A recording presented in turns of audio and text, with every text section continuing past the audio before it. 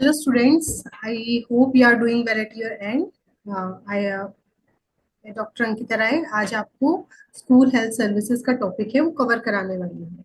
तो सबसे पहले हम जानने की कोशिश करेंगे कि स्कूल हेल्थ सर्विसेज की जरूरत क्या है या स्कूल हेल्थ इतना इम्पोर्टेंट क्या है, क्यों है। तो सबसे पहले हमें पता होना चाहिए कि जो 25% ऑफ द टोटल पॉपुलेशन है वो स्कूल गोइंग चिल्ड्रंस है। ठीक है, तो ये आपको लर्न रखना है कि 25% ऑफ टोटल पॉपुलेशन जो है वो स्कूल गोइंग चिल्ड्रंस है। अब स्कूल इतना इम्पोर्टेंट क्यों होता है? बिकॉज वी नो कि जो एक स्कूल गोइंग किड होता है वो अपना most of the time day का वो स्कूल में स्पेंड करता है। तो उसकी physical, mental, social and spiritual and emotional development के लिए जो स्कूल की सेटिंग है वो बहुत अच्छा एक इन्वायरमेंट उसको देती है। तो जो सबसे पहले जो कॉन्सेप्ट आया था, सबसे पहले नहीं, जो डब्ल्यूएचओ ने सबसे पहले कॉन्सेप्ट दिया था वो 1995 में दिया था। ये इंपॉर्टेंट है कि सबसे पहले जो डब्ल्यूएचओ ने स्कूल हेल्थ का जो कॉन्सेप्ट है वो कब दिया था, तो 1995 में दिया था। वहां पे सबसे पहले जो कॉन्सेप्ट आया था हेल्थ प्रमोटिंग स्कूल का, वो स्कूल जो हेल्थ को प्रमोट करे। तो आपको क्या याद रखना है, 1995 में डब्ल्यूएचओ ने हेल्थ प्रमोटिंग स्कूल को इंट्रोड्यूस किया था। अगर हम इसका थोड़ा हिस्ट्री जानने की कोशिश करें, तो जो इंडिया में फर्स्ट मेडिकल एग्जामिनेशन मींस बच्चों को हम, आपने देखा होगा कि बच्चों को हम मेडिकल एग्जामिन करते हैं, तो वो 1909 में सबसे पहले वडोदरा में की गई थी। तो ये इंपॉर्टेंट है कि इंडिया में सबसे पहले 1909 में फर्स्ट मेडिकल एग्जामिनेशन किया गया था। सेकेंड इंपॉर्टेंट फैक्ट इज 1953 में सेकेंडरी एजुकेशन जो कमिटी है, सेकेंडरी एजुकेशन कमिटी ने medical examination of the student and school feeding programme को बताया था कि ये जरूरत है। ठीक है, तो 1995 में डब्ल्यूएचओ ने क्या दिया था, concept of health promoting school का। 1909 में वडोदरा में सबसे पहले फर्स्ट मेडिकल एग्जामिनेशन हुआ था। नेक्स्ट आपको क्या याद रखना है कि जो मेडिकल एग्जामिनेशन ऑफ स्कूल्स है वो 1953 में सेकेंडरी एजुकेशन कमेटी ने दिया था। अब आपके सिलेबस में एक पॉइंट है health problems of school child, कि बच्चों को, जो स्कूल गोइंग चिल्ड्रन है, उनको क्या क्या हेल्थ से रिलेटेड प्रॉब्लम्स हो सकते हैं। तो ये बहुत ही सिंपल है, आप एक इमेजिनेशन अपने माइंड में कर सकते हो कि जो छोटे बच्चे होते हैं, जो स्कूल गोइंग चिल्ड्रंस होते हैं, उनको क्या क्या इश्यूज रहते हैं। First is mall nutrition. ठीक है, माल न्यूट्रिशन क्यों? क्योंकि वो एज ऐसी होती है कि बच्चे बहुत ही चूजी, जो चूजी रहते हैं खाने को लेके, वो लंच देते हैं तो खा के नहीं आते हैं, या फिर ड्यू टू पॉवर्टी, ठीक है, ड्यू टू एजुकेशन अच्छी नहीं है पेरेंट्स की, तो उनको नहीं पता है कि किस प्रोपोर्शन में क्या उनको बच्चे को देना चाहिए, प्रोटीन कितना देना चाहिए, कैलोरीज कितना देना चाहिए, फैट कितना देना चाहिए, जो अल्टीमेटली लीड करता है malnutrition. Second is infectious diseases. अब फॉर एग्जाम्पल, अगर छोटे बच्चे हैं, वो क्लास में जा रहे हैं, उनको नहीं पता हैंड हाइजीन कैसे करना है, स्नीजिंग कैसे करना है, कफिंग कैसे करना है, एंड एक ही क्लास में वेराइटी ऑफ स्टूडेंट्स आते हैं, मे बी वो लोअर क्लास से हो, मे बी वो अपर क्लास से हो या मिडिल क्लास से हो, तो जो इन्फेक्शियस डिजीजेज है उसके चांसेस वहां पे बहुत ज्यादा हो जाते हैं। इंटेस्टिनल पैरासाइट्स क्यों?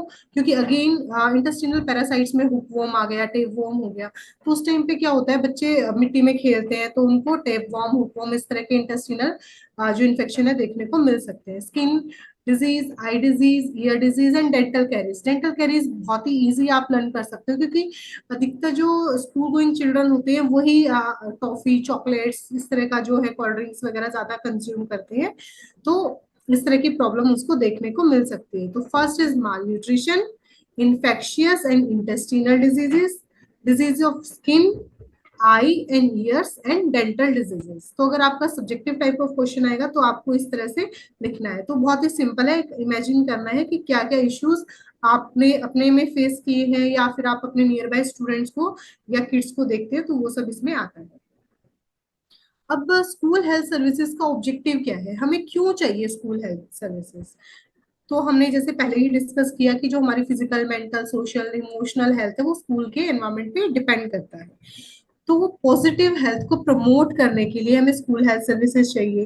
अगर स्कूल गोइंग चिल्ड्रन में कोई डिजीज है, मान लीजिए एक छोटा बच्चा है, वो क्लास में बैठा हुआ है, उसको देखने में इश्यू आ रहा है, तो उस इश्यू को हम जल्दी से जल्दी उसको डिटेक्ट कर पाए, ट्रीट कर पाए और उसको फॉलो अप कर पाए। ठीक है, इसके अलावा बच्चों में बहुत ही अर्ली स्टेज में, अर्ली एज में उनको हमें इस चीज के बारे में बताना है कि हेल्थ कितनी इंपॉर्टेंट है, ठीक है, अपनी हेल्थ का कैसे ध्यान रखना है और हेल्थफुल एनवायरनमेंट कैसे प्रोवाइड कर सकते हैं। तो ये सिंपल क्या है objective of school health. First is positive health को प्रमोट करना है, early diagnosis and treatment and follow up the defects.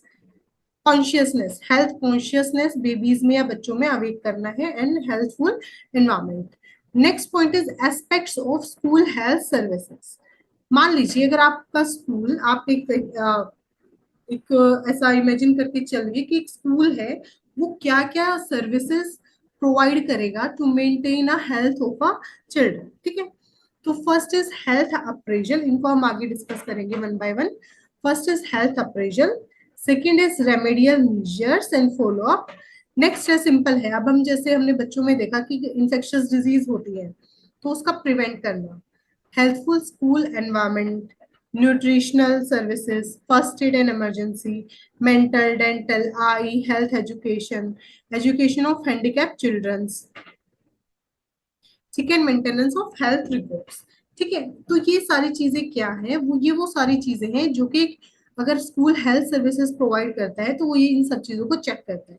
First is health appraisal, remedial measures, communicable disease, I dental mental health education, first aid, nutritional and healthful school environment, और इनकी जो record रहेंगी उनको कैसे maintain करना है। तो ये बहुत ही सिंपल सी ट्रिक है, हम इसको लर्न करने के लिए देख सकते हैं कि आपने देखा होगा कि असेंबली में बहुत सारे बच्चे प्रेयर में खड़े रहते हैं, ठीक है, या फिर क्लास की जो टीचर होती है उसकी रिस्पॉन्सिबिलिटी है कि वो हर एक बच्चे को चेक करे, अगर बच्चे को फीवर है तो उसके पेरेंट्स को इन्फॉर्म करे, उसको घर पे भेजे, ठीक है। कम्युनिकेबल डिजीज है तो कैसे बच्चे को मास्क लगाना है, कैसे हैंड हाइजीन करनी है, कैसे उसको आइसोलेट करना है, ये सब रिस्पॉन्सिबिलिटी स्कूल की है अगर आपका कोई किड बीमारी के टाइम पे स्कूल में आ रहा है। न्यूट्रिशनल सर्विसेज आप देखते होंगे, मिड डे मील वगैरह जो है वो चलता है। मेंटल हेल्थ, डेंटल हेल्थ, आई हेल्थ, अब हम आगे इनको वन बाय वन डिस्कस करेंगे, ठीक है। तो first is health appraisal. Health appraisal में क्या आएगा कि जब भी कोई न्यू किड स्कूल में एडमिशन लेता है तो उसका प्रॉपर मेडिकल एग्जामिनेशन होता है, ठीक है। तो ये आपको यहाँ पे याद रखना है कि जब भी न्यू एडमिशन स्कूल में होगा तो उसका प्रॉपर मेडिकल एग्जामिनेशन होगा और फिर हर 4 साल बाद। तो ये इंपॉर्टेंट है, यहाँ से क्वेश्चन आ सकता है कि हेल्थ अप्रेजल में कितने ईयर के इंटरवल पे आपको हेल्थ चेकअप या मेडिकल एग्जामिनेशन करनी है, तो at the time of the admission और उसके हर 4 साल बाद। अब मान लीजिए मेरे क्लास में कोई स्टूडेंट्स है तो मैं नोट करूंगी कि बच्चे की हाइट क्या है, वेट क्या है, क्या बच्चे की हाइट उसकी जो बाकी एज ग्रुप के लोग हैं उनसे कम है क्या, क्या वेट उनसे कम है क्या, ठीक है। ये सब चीजें एक टीचर की रिस्पॉन्सिबिलिटी होती है। Next is daily morning inspection. Baby school में, बच्चे स्कूल में आएंगे तो हमें आते ही पता चल जाता है कि आज बच्चे की तबीयत ठीक नहीं है, रनिंग नोज है, ठीक है। इसमें हम क्या क्या चीजें, फ्लस्ड फेस, आपने देखा होगा कि फीवर की कंडीशन में बिल्कुल रेडिश रेडिश फेस रहता है, तो ऐसा तो नहीं है, कोई रैश तो नहीं है, कफिंग, स्नीजिंग, सोर थ्रोट, ठीक है, नॉर्मल सिम्टम्स है जो हमें देखने को मिलते हैं। कहीं पे पेन होना, स्लीपी होना, तो ये एक नॉर्मल सी चीज है कि जो एक टीचर ऑब्जर्व कर सकता है। अब हम देखेंगे रेमेडियल मेजर्स एंड फॉलो। अब बहुत इस यहाँ से क्वेश्चन आ सकता है कि जो पीएचसीज आपने सुना होगा, प्राइमरी हेल्थ सेंटर्स, ठीक है। तो जो गांव होता है, रूरल एरिया होता है, वहां पे जो गांव के स्कूल के बच्चे होते हैं वो पीएचसी में जाते हैं, ठीक है। अगर उनको कोई इश्यू है या उनके नॉर्मल हेल्थ चेकअप के लिए वो पीएचसीज में जाते हैं। अर्बन एरियाज में जो शहरी एरिया होता है वहां पे 5,000 स्टूडेंट्स के लिए एक यूनिट, हेल्थ यूनिट होती है। तो यहाँ से भी क्वेश्चन आ सकते हैं कि अर्बन एरिया में कितने स्टूडेंट्स को के लिए हेल्थ सर्विसेज होती है, हेल्थ यूनिट होती है। तो 5,000, जो 5,000 चिल्ड्रंस के ऊपर एक हेल्थ सेंटर होता है। अब मान लीजिए prevention of communicable diseases. Communicable diseases में क्या आएगा, जितना भी हमारा इम्यूनाइजेशन वाली डिजीज है, रेबीज, मीजल्स है, रूबेला है, चिकन पॉक्स है, हेपेटाइटिस है, ओपीवी, पोलियो है, ठीक है। तो वो सारी कम्युनिकेबल डिजीजेस हैं, तो उसके लिए अर्ली डिटेक्शन एंड वैक्सीनेशन बहुत ही जरूरी है। तो वैक्सीनेशन भी एक इम्पोर्टेंट पार्ट है स्कूल हेल्थ सर्विसेज का। नेक्स्ट इज की हेल्थफुल स्कूल एनवायरमेंट। एक बच्चा अगर स्कूल जा रहा है तो वो सारी कंडीशंस उसको ऐसे मिले कि जो उसको हेल्थ को इम्प्रूव करे। तो इसमें बहुत सारी चीजें आएंगी कि आपको स्कूल का लोकेशन कहाँ रखनी है, उसकी साइट क्या है, उसका एरिया कितना होना चाहिए, क्लासरूम्स कितने की होनी चाहिए, ये अभी हम डिस्कस करेंगे। यहाँ से कई बार क्वेश्चन आपसे पूछा जा सकता है। तो सबसे फर्स्ट पॉइंट इज की लोकेशन, आपको स्कूल कैसी जगह पे बनाना है। तो ऑब्वियसली बात है कि कोई भी मार्केट प्लेस में, कोई भी जहाँ पे बहुत ही ज्यादा रेजिडेंशियल एरिया है, क्राउडेड प्लेस है, वहां पे आपको स्कूल्स नहीं बनाने हैं, या फिर इंडस्ट्रियल एरिया है, तो ऐसी जगह पे आपको बिल्कुल भी स्कूल्स को नहीं फॉर्म करना है। या फिर जहाँ पे सीवेज या जो वेस्ट डिस्पोजेबल की जो साइट होती है वहां पे आपको स्कूल नहीं बनाना है। नेक्स्ट इज कितना लैंड आपको चाहिए। ठीक है, तो इसको हम, ये क्वेश्चन यहाँ से एमसीक्यू पूछा जा सकता है कि 5 एकड़ फॉर प्राइमरी स्कूल। तो प्राइमरी स्कूल हमें पता है कि 5th क्लास तक प्राइमरी स्कूल होते हैं, तो 5 एकड़ चाहिए। ठीक है, और हाई स्कूल के लिए 10 एकड़ चाहिए। ठीक है, इट्स वेरी सिंपल। 5 एकड़ फॉर प्राइमरी स्कूल, 10 एकड़ फॉर हायर स्कूल। ठीक है, इन केस अगर आपके स्टूडेंट, नंबर ऑफ स्टूडेंट बढ़ रहे हैं, तो 1 एकड़ फॉर 100 स्टूडेंट। ठीक है, अगर मान लीजिए आपके स्कूल में 100 बच्चे आ रहे हैं, तो मतलब आपको 1 एकड़ प्लस करना है। ठीक है, अगर हम प्ले ग्राउंड की बात करें, तो प्राइमरी स्कूल के लिए 0.5 to 1 एकड़, छोटे बच्चे हैं तो 1 एकड़ में वो आराम से खेल सकते हैं। सेकेंडरी स्कूल में 14 एकड़ तक, 5 to 14 एकड़ तक उनको चाहिए। अब इंफ्रास्ट्रक्चर आप किस तरह से बनाएंगे? इंफ्रास्ट्रक्चर इस तरह से होना चाहिए कि जो नर्सरी के, जो प्ले वे स्कूल के बच्चे हैं, वो सिंगल स्टोरी बिल्डिंग रहे। क्यों? क्योंकि वहां पे गिरने का, फॉल का चांसेस है वो ज्यादा रहता है। ठीक है, वॉल की थिक, जो वॉल की थिकनेस है वो कितनी होनी चाहिए? 10 इंच की। जो दीवार है वो 10 इंच थिक होनी चाहिए, और हीट रेजिस्टेंस होनी चाहिए। नेक्स्ट इज क्लासरूम, कि एक क्लासरूम में 40 स्टूडेंट्स। ठीक है, एक क्लास में मैक्सिमम 40 स्टूडेंट्स की एकोमोडेशन होनी चाहिए। जो क्लास की हाइट है वो 12 फीट होनी चाहिए। ठीक है, तो आप अंदाजा लगा सकते हो कि जो स्कूल में हमारा रोल नंबर अधिकतर 40 तक ही रहते थे, तो 40 स्टूडेंट्स एक क्लास में, और हाइट कितनी? 12 फीट, और इंच कितनी? 10। फर्नीचर, जो आपका टेबल होता है और डेस्क होती है, उसमें क्या आपका रेशियो होना चाहिए कि जो आपकी चेयर है वो 2/3 ऑफ थाई। ठीक है, 2/3 ऑफ द चाइल्ड थाई होनी चाहिए। डोर, दरवाजे एंड विंडो का मिला के 25% ऑफ फ्लोर एरिया।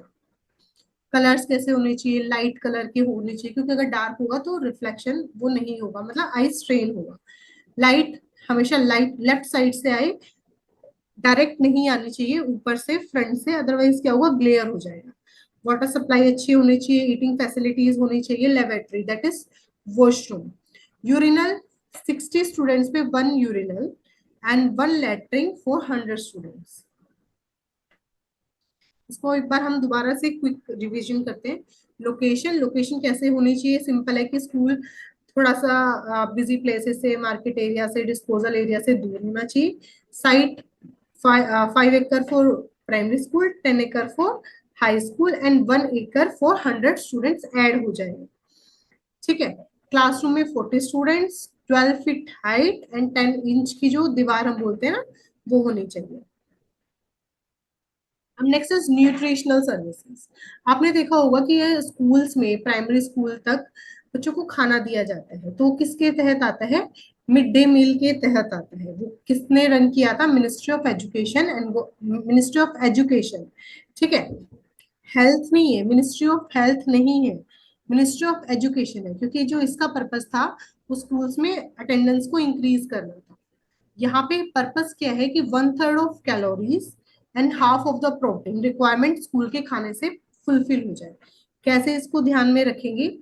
मान लीजिए एक बच्चा है, वो स्कूल से अपना लंच बॉक्स, स्कूल में अपना लंच बॉक्स लेके आया, तो वो लंच उसको करना है, जो भी वो अपने घर से लाया है वो लंच उसको करना है। उसके अलावा उसको 1/3 ऑफ कैलोरीज, ठीक है, और half of the protein requirement उसको स्कूल के खाने से मिलेगी, that is mid day meal. तो वो आता है न्यूट्रिशनल सर्विसेज में। Next is first aid and emergency. तो आपने हमेशा देखा होगा कि हमारे स्कूल्स में हमेशा एक इमरजेंसी रूम रहता था, कि अगर बच्चा गिर जाता है, पेट में दर्द है, वोमिटिंग आ रही है, फेंट हो गया है, ठीक है, तो वहां पे उस केस में हम उस रूम में जाते थे, तो हमें जो बेसिक नीड्स है लाइक फर्स्ट एड है, पेन किलर्स है, बैंडेजेस हैं, वो हमें वहां पे इजिली मिल जाती थी। मेंटल हेल्थ, ठीक है, आजकल का जो ये बर्निंग टॉपिक है मेंटल हेल्थ। तो जो स्कूल गोइंग चिल्ड्रन होते हैं, तो ऐसे बोलते हैं कि जो अराउंड 14 की जो एज होती है, वो नेगेटिव डायरेक्शन में भी लेके जा सकती है, पॉजिटिव डायरेक्शन में भी लेके जा सकती है। तो उस टाइम पे जो स्कूल में काउंसलर रहते हैं, दैट इज वोकेशनल काउंसलर या फिर साइकोलॉजिस्ट, उनका क्या काम है कि वो बच्चे को एक सही डायरेक्शन पे लाए। फॉर एग्जाम्पल, आप जब अडल्टहुड में जा रहे होते हैं, एडोलोसेंस की जो एज होती है, वो बहुत ही प्रोन एज है कि हम ड्रग एडिक्टेड हो सकते हैं, हम सेक्सुअली अब्यूज हो सकते हैं, क्राइम करने की टेंडेंसी इंक्रीज हो जाती है, जिसको हम जुवेनाइल डेलिक्वेंसी बोलते हैं। तो ऐसी स्थिति में बच्चे को सही डायरेक्शन पे लाने के लिए वोकेशनल काउंसलर एंड साइकोलॉजिस्ट की जरूरत होती है, ठीक है। Next is dental hygiene and I health. Okay, तो डेंटल एग्जामिनेशन जो नॉर्मल हमारा एग्जामिनेशन होता है उसमें रहेगा, साथ ही साथ एक साल में कम से कम एक बार डेंटल चेकअप होना चाहिए। तो ये भी आप चेक करते होंगे कि जब आप असेंबली में जाते होंगे अपने स्कूल की, तो आपका चेक होता था कि आपने ब्रश किया है या नहीं किया है, तो वो उसी के अंडर आता है। Eye health services, vitamin A administration school health services के अंडर आता है। टीचर्स को इस तरह से ट्रेन किया जाता है कि अगर किसी बच्चे को रिफ्रेक्शन एरर है, तो वो टीचर है वो उसको सही टाइम पे पेरेंट्स को उसको बता के या मेडिकल जो फैसिलिटीज है उनको वो रेफर कर सकते हैं। हेल्थ एजुकेशन, स्टूडेंट्स को, बच्चों को बहुत ही अर्ली स्टेज में हमें बताना है कि इंपॉर्टेंस ऑफ दिनचर्या क्या है, इंपॉर्टेंस ऑफ ऋतुचर्या क्या है, क्लीन हैंड्स क्या है, ठीक है, अपने आप को कैसे हमें हाइजीन मेंटेन करनी है, ये सारी चीजें उनको बतानी है।